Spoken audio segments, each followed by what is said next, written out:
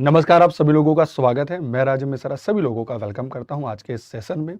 जैसा कि पता है कि आप लोगों को ये जो बैच में स्पेसिफिक एमसीक्यू बैचेस बैच का नाम होगा, जहां पर रिटेल बैंकिंग में जितने भी हमारे यूनिट्स होंगे, उन सभी यूनिट्स का आपको हम कराएंगे एमसीक्यू। कहीं ना कहीं आपको पता है ये जो retail banking and wealth management है, ये टोटली नया है जीआईबी में और इसका बहुत वेटेज है। कहते हैं ये एक ऐसा पेपर इसमें आप बहुत इजीली अच्छा स्कोर कर सकते हैं। तो अगर आपने आज का सेशन देखा तो उम्मीद करता हूँ इस सेशन के बाद आपको कभी डाउट नहीं होगा इन सारे एमसीक्यूज में। ठीक है, चलिए। तो बेसिकली हमारे जितने भी यूनिट हैं, अगर मैं कहता हूँ इस पेपर में जैसे मॉड्यूल ए हो गया, then go for the model B, then go for the model C, then go for the model D. इन सारे मॉड्यूल में जितने भी हमारे यूनिट्स होंगे उन सभी यूनिट्स का हम आपको करेंगे एक्सप्लेनेशन। इस बैच में केस स्टडी भी होगा और एमसीक्यू दोनों हम लोग कराएंगे आपको। ठीक है, चलिए स्टार्ट करते हैं। आप कुछ भी अगर हमसे कम्युनिकेट करना चाहते हैं तो आप बिल्कुल आप यहां जुड़ सकते हैं @राजीव मिश्रा जीए गुरु @JIB and CIB प्रेप पे। बेसिकली ये जो टेलीग्राम चैनल का पर्पस एक है कि हमारे और आपके बीच का जो कम्युनिकेशन होगा वो यहां से हो पाएगा। आराम से प्रॉपर तरीके से क्वेश्चंस को पढ़िएगा और बिल्कुल उम्मीद करता हूं कि इस सेशन के बाद आपको इन क्वेश्चंस में कभी डाउट नहीं होगा। लास्ट में हम लोग एक केस स्टडी भी सॉल्व करेंगे जो करीब 5 मार्क्स का होगा। चलिए, सबसे पहले जो पहला क्वेश्चन है, अगर मैं पहले क्वेश्चन की बात करता हूं तो लिखा हुआ है, जरा ध्यान से देखिए, very important. Which of the following is not a characteristic of stand loan model for processing of retail loan. यहां एक बहुत ही प्यारा टर्म आ गया, which is called stand loan. ये क्या होता है बताता हूं। पहला है better understanding of the customer requirement. Second, no standardized approach. Quality will be uniform as the activity is exclusive. Compliances of appraisal norms may be biased based on customer profit. And the last one, none of these. मार्च है और मार्च खत्म हो गया, हमारे पास 1 महीने है। इस 1 महीने में अगर आपने सारे एमसीक्यूज लगा लिया यूनिट वाइज होके, तो आपका जो टाइम भी कम लगा और आपका कॉन्सेप्ट भी क्लियर हो गया और आपका रिवीजन भी सबसे ज्यादा हो जाएगा। ठीक है, अब देखिए यहां क्या कह रहा है कि कौन सा इस मॉडल का पार्ट नहीं है। समझिएगा एक्चुअली मॉडल होता क्या। जैसे मैं अभी फॉर एग्जांपल बेंगलुरु में हूं, मैं किसी ब्रांच का ब्रांच मैनेजर हूं और मेरे पास कोई कस्टमर आया, उसने कहा कि राजीव सर मुझे एक लोन चाहिए। तो मैंने उस पर्सन को देखा, उसके सोर्स ऑफ इनकम को देखा और मैंने कहा ठीक है मैं कुछ आपको रिलैक्सेशन दे दूंगा, और मैंने उनको लोन दे दिया। मतलब हमने ग्राउंड को देखते हुए उसको लोन सैंक्शन कर दिया। ठीक है, दूसरा कस्टमर आया, उसकी दूसरी रिक्वायरमेंट होगी, मैंने उसकी नीड को देखा तो उसको भी थोड़ा सा मैंने चेंज किया। यानी कि हम डिसीजन ले रहे हैं किसी भी प्रोडक्ट का, उसके लिए सेंट्रलाइज अप्रोच नहीं कर रहे हैं कि जो भी हमारे सेंट्रल ने रूल बनाया होगा हम उसी को फॉलो करेंगे। हम ग्राउंड को देखते हैं और हम डिसीजन ले लेते हैं। ओके, नाउ यानी कि पहला ऑप्शन कहता है बेटर अंडरस्टैंडिंग। ऑब्वियसली मैं जानता हूं उनको, मैं अच्छे से उसको जानता हूं। ठीक है, तो पहला तो होगा। और कह रहा है not no standardised approach. Obviously सबके लिए एक रूल तो मैंने बनाया नहीं कि सभी को हम 100% से ही रेट देंगे, सबका अलग अलग होगा। बिल्कुल ठीक है। Quality will be uniform as the activity is exclusive. ठीक है, and compliances of appraisal norms may be biased based on the customer profile. Okay, आप अगर देखिए तो C कहता है कि quality will be uniform। भाई ऐसा तो नहीं होगा ना, मैंने क्या बोला, जैसा कस्टमर जैसी उसकी नीड हम उसके हिसाब से उसको लोन दे रहे हैं। यानी हम यहां पर बायस होते हैं, यूनिफॉर्म तो नहीं रहेंगे। यानी कि आंसर क्या होगा, the answer is C number. I hope आज के बाद ये क्वेश्चन कभी आपको डाउट नहीं करेगा, कभी भी नहीं। ये याद रखना बहुत ही इंपॉर्टेंट हमारा कहें क्वेश्चंस हैं। जैसे कहते हैं कि ये क्या होता क्या है स्टैंड अलोन मॉडल। बेसिकली अगर मैं कहूं तो it refer to processing of retail loan जो कि independently at branch level based on discretion power.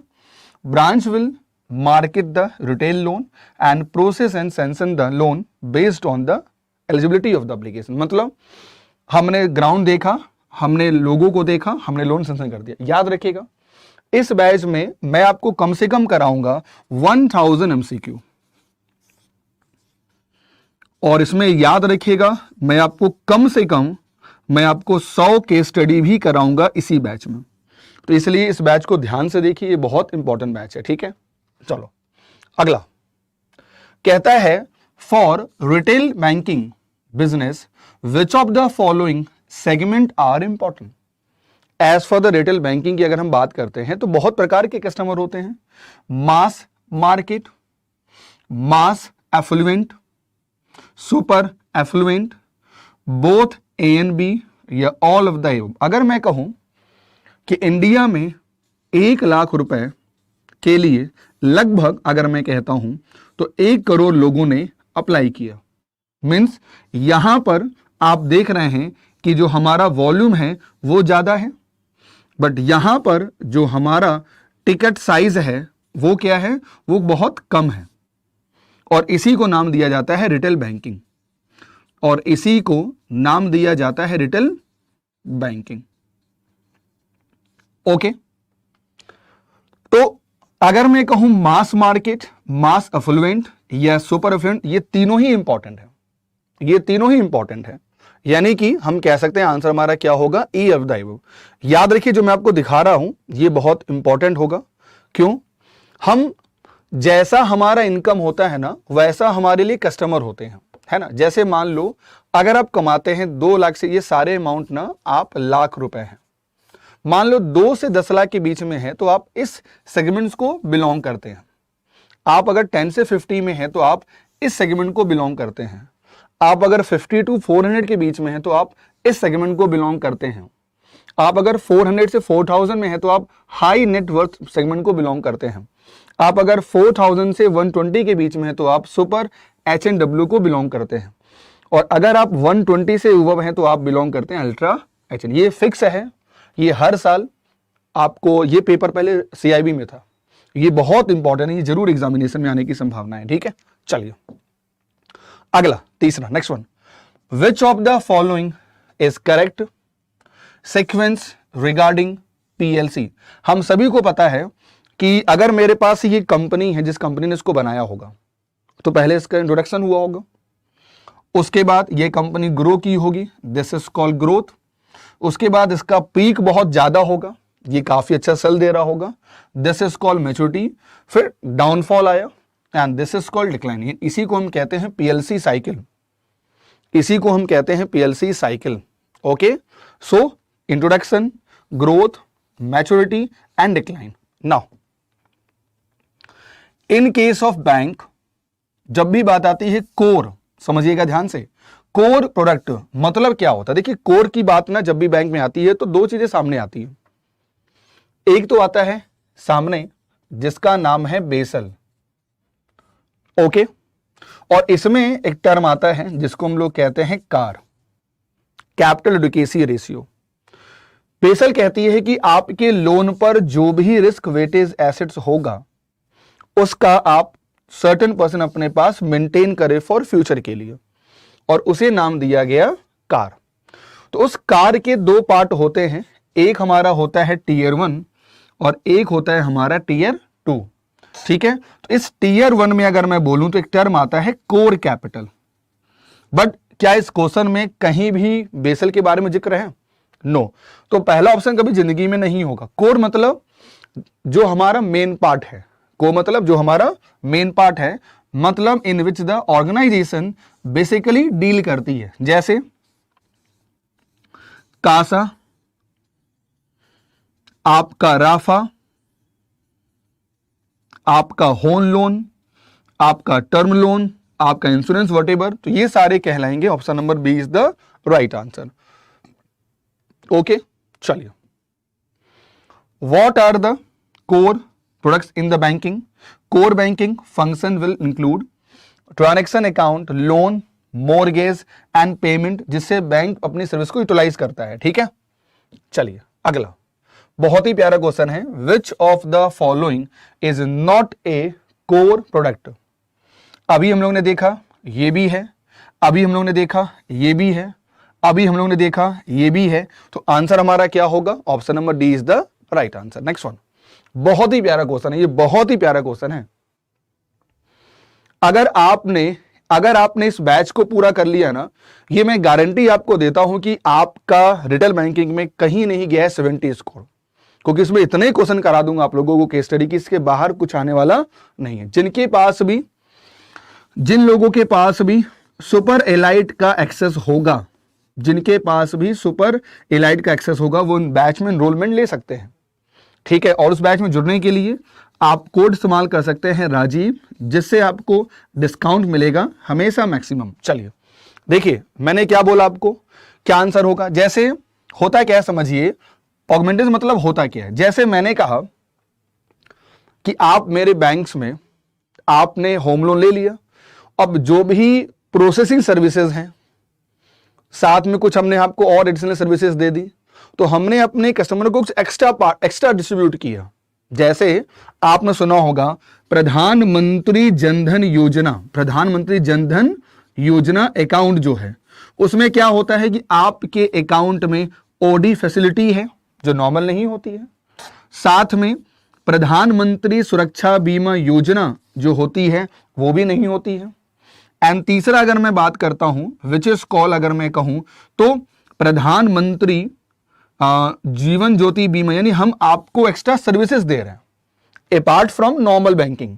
So this is known as the augmentation services कहते हैं। जैसे आपका एटीएम कार्ड आपको मैंने दे दिया, ठीक है, आपका ओपन हो गया, आपको मैंने चेक दे दिया, लेकिन याद रखिएगा कहता है जैसे आपको मैंने हेल्थ इंश्योरेंस दिया जो आपका इस रिलेटेड नहीं है, यानी आप अकाउंट ओपन कराएंगे तो आपको हम क्या देंगे, अपने यहां हेल्थ इंश्योरेंस भी देंगे, तो इसे हम लोग कहेंगे क्या, ऑगमेंटेड सर्विसेज। आई होप ये सभी लोगों का क्लियर हो गया हो।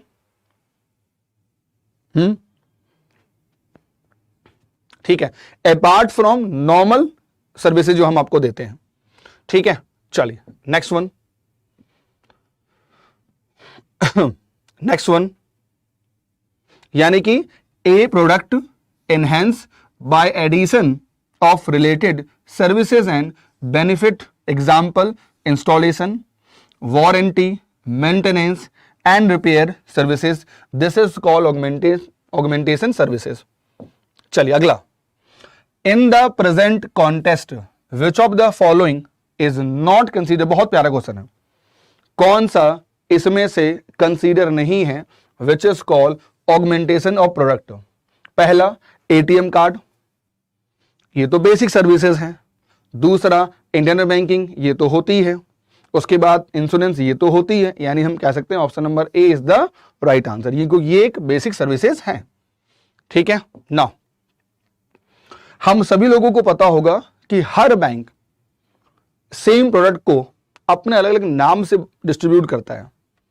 जैसे होम लोन, हर बैंक को होम लोन बेचना है, बट हर होम लोन का जो पैकेजिंग होगी, जो ब्रांडिंग होगी, वो डिफरेंट होता है।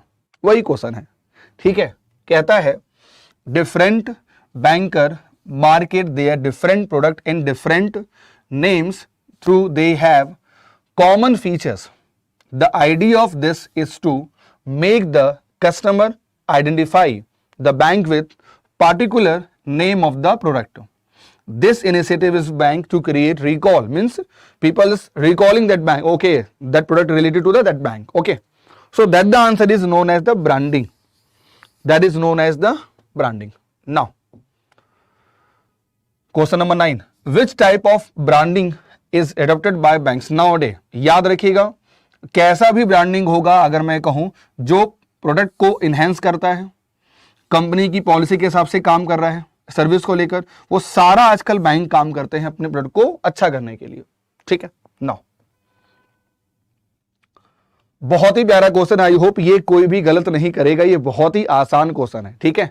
क्या है कि इंटरेस्ट जो दिया जाता है किसमें, सेविंग डिपॉजिट पर, वो बेसिकली किस बेसिस पर होता है। तुम सभी को पता होगा कि 2010 के बाद जो भी आपको ब्याज मिलता है वह डेली बेसिस पर मिलता है। तो आंसर हमारा क्या होगा, द आंसर हमारा होगा, ये रॉन्ग होगा, ये रॉन्ग होगा, आंसर हमारा होगा डीपीएस, यानी कि डेली प्रोडक्ट बेसिस पर मिलता है। Now it's time to next one, बहुत ही प्यारा क्वेश्चन है, पता होगा आपको कि बैंक में दो तरह के फंड्स होते हैं, एक वो जिसमें कैश का फ्लो होता है, जिसमें कैश का फ्लो होता है, यानी कैश या तो जाएगा और कैश या तो आएगा। दूसरा जिसमें कैश का फ्लो नहीं होता है, जिसमें कैश का फ्लो नहीं होता है, और उसे ही हम कहते हैं नॉन फंड बेस्ड बिजनेस। जैसे आपने सुना होगा कि जब कोई एक्सपोर्ट इंपोर्ट होता है तो वहां पे एक टर्म आता है एलसी। तो एलसी मतलब क्या है, गारंटी देता है बैंक उस पार्टी को, उसमें पैसा नहीं दे रहा, bank just given the guarantee to that concern party, if that party is unable to pay the amount I will pay the amount. मतलब बैंक कहता है कि मैं अश्योर करता हूं आपको, अगर वो नहीं देगा तो मैं आपको दे दूंगा, है ना। So that is called letter of credit, same like bank guarantee. इन दोनों में ही क्या कैश का फ्लो होता है? क्या इन दोनों में ही कैश का फ्लो होता है? तो आप बोलोगे नहीं होता, तो यही तो दोनों आंसर है, यानी एक और दो आंसर क्या होगा, both A and B is the, इसी को कहते हैं non fund based business. I hope यहां तक सभी लोगों को क्लियर हो गया होगा, इसमें कहीं किसी को डाउट नहीं ना। Now next one, now come to the case study. आपकी रिटेल बैंकिंग में मिनिमम कम से कम चांस है कि 5 केस स्टडी जरूर आएंगे, और वो कम से कम होंगे 5 मार्क्स के, ठीक है। तो आज हम एक बहुत आसान केस स्टडी लेते हैं जिसका नाम है which is called education loan. यानी जब हम बैंक में एजुकेशन लोन के लिए अप्लाई करेंगे, इन दैट केस में बैंक हमें कितना अमाउंट सैंक्शन करेगा, that the case study. Okay, चलिए देखिए, ऐसे आपको एग्जाम में डिटेल देगा। जैसे मिस्टर राजीव ने रिक्वेस्ट किया लोन अमाउंट के लिए ऑफ ₹12 लाख किसी XYZ बैंक से, मीन्स अप्लाई किया। The following information provide by the customer. Customer कहता है हमारे कॉलेज में जो हॉस्टल फीस है वो 68,000 रुपीज है, जो ट्यूशन फीस है वो 8 लाख रुपए है, जो कॉशन डिपॉजिट है वो 1 लाख रुपए है, जो कॉस्ट ऑफ कंप्यूटर है वो 50,000 रुपीज है, purchase of book equipments instrument uniform इसकी कॉस्ट 60,000 रुपीज है, और अदर रिलेटेड एक्सपेंसेस की कॉस्ट है 75,000 रुपीज। ठीक है, अब आपसे पूछेगा, देखिए ऐसे ये केस स्टडी हो गया, इसी से कम आपसे पूछेगा 5 क्वेश्चन लगातार। ठीक है, आपको बताना है कि how much amount is eligible for hostel fees. तो before we going to solve one, आपको मैं कुछ बेसिक इंफॉर्मेशन देता हूं जो आपको बहुत हेल्प करेगी। ठीक है, नाउ जब भी एग्जाम में केस स्टडी आए which is related to the education loan, एक बात याद रखिएगा सभी लोग बहुत ध्यान से, कि जो हॉस्टल फीस होती है वह 100% याद रखिएगा, जो अमाउंट होगा वही अमाउंट बैंक सैंक्शन कर देता है, हॉस्टल फीस। ओके, अगर मैं बात करता हूं जो ट्यूशन फीस लिखी रहती है, यह भी बैंक आपको 100% सैंक्शन कर देता है, जो भी इसकी अमाउंट लिखी रहेगी। लेकिन आपका जो भी लिखा रहेगा कॉशन डिपॉजिट, वो याद रखना, वो हमेशा 10% ऑफ ट्यूशन फीस ही आपको बैंक अलाउ करेगा, ये नियम है। मीन्स कहने का, जो भी आपका ट्यूशन फीस होगा उसका जो 10% पार्ट होगा वही कंसर्न बैंक सैंक्शन करता है for caution deposit. The case number 2, जैसे कॉस्ट ऑफ कंप्यूटर हो गया, परचेज ऑफ बुक्स हो गया, इनके बारे में अगर हम बोलें तो याद रखिएगा, इन सभी के बारे में जो बैंक सैंक्शन करेगा वो करेगा 20%। कितना? 20% ऑफ ट्यूशन फीस। मतलब हम समझ सकते हैं, ये डिटेल्स आपको याद रखनी है। जब भी पूछे हॉस्टल फीस, पूरा 100%। Whenever ask tuition fees, the answer is always 100%। Whenever ask caution deposit, maximum 10% of tuition fees. Whenever ask cost of computer, means 20% of the tuition fees. Now let clear, now clear. Now come to the question, क्या कह रहा है, how much amount is eligible for hostel fees. तो hostel fees कितनी है? 60,000। Rule क्या कहता है? 100%। तो आंसर हमारा कितना हो जाएगा? Hostel fees 60,000 entire amount eligible. Now clear. Now move to the next one. अगला question, how much amount is eligible for tuition fees. अभी मैंने बोला है कि ये भी 100% और ये भी 100%, तो इसका भी आंसर हमारा क्या हो जाएगा, दिस इज कॉल्ड आंसर, यानी कि इंटायर अमाउंट एलिजिबल होगा फॉर ट्यूशन फीस के लिए। एक बात याद रखिएगा, जो रिटेल बैंकिंग है ना, अगर आपने ध्यान से कॉन्सेप्ट को क्लियर कर लिया, आप बहुत आराम से चीजों को सॉल्व कर पाएंगे। वही टॉपिक है जो अपने बैंक के रूप में आप अपनी लाइफ में लोग उसको रोज जीते हैं। सो मैंने कहा चलिए नेक्स्ट वन क्या है, अब जरा देखा अगला क्वेश्चन क्या कहता है, whether loan can be sanction for caution deposit. बिल्कुल सैंक्शन होगा, और रूल क्या कहता है कि जो भी ट्यूशन फीस होगा उसका 10%। 10% कितना होगा, 80,000 का, 8 लाख का। The answer is only 10%। Clear. चलिए अगला, how much amount can B state for like this one. तो क्या रूल था कि जो भी ट्यूशन फीस होगा उसका कितना परसेंट, विच इज कॉल्ड 20%। तो हम लिख सकते हैं कि maximum amount 20% of tuition for 16,000। Clear, यानी कभी आपको इसमें दिक्कत नहीं होगी everyone. Now this is important, as per the given information maximum amount can be sanction to the student for education purpose. यानी आपको बताना है कि on the ground of this information उस बच्चे को, उस कैंडिडेट को बैंक कितना अमाउंट सैंक्शन करेगा। तो देखिए रूल क्या कहता है, सबसे पहले ट्यूशन फीस जाएगा, हॉस्टल फीस जाएगा, then go for the caution deposit, cost of computer, uniform etcetera. तो ट्यूशन फीस हमारी कितनी होगी, पूरा 80,000, 8 लाख। 60,000 हमारा क्या होगा, हॉस्टल फीस। कॉशन कितना होगा, 10% ऑफ ट्यूशन फीस 80,000, 20% 80,000, यानी कि हमारा जो लोन सेंक्शन होगा वो सेंक्शन होगा 11 लाख रुपए। यानी दिस इज द आंसर। एक नियम है, याद रखिएगा, अगर लोन लिया जा रहा है इंडिया में तो उस केस में जो 5% है उसको मार्जिन मनी जमा करना होता है, और अगर लोन लिया जा रहा है यूएसए में तो जो मार्जिन मनी है वो लिया जाता है 15%। इतना पैसा आपको देना पड़ेगा। चलिए ध्यान से देखिए, how much margin money require क्या है।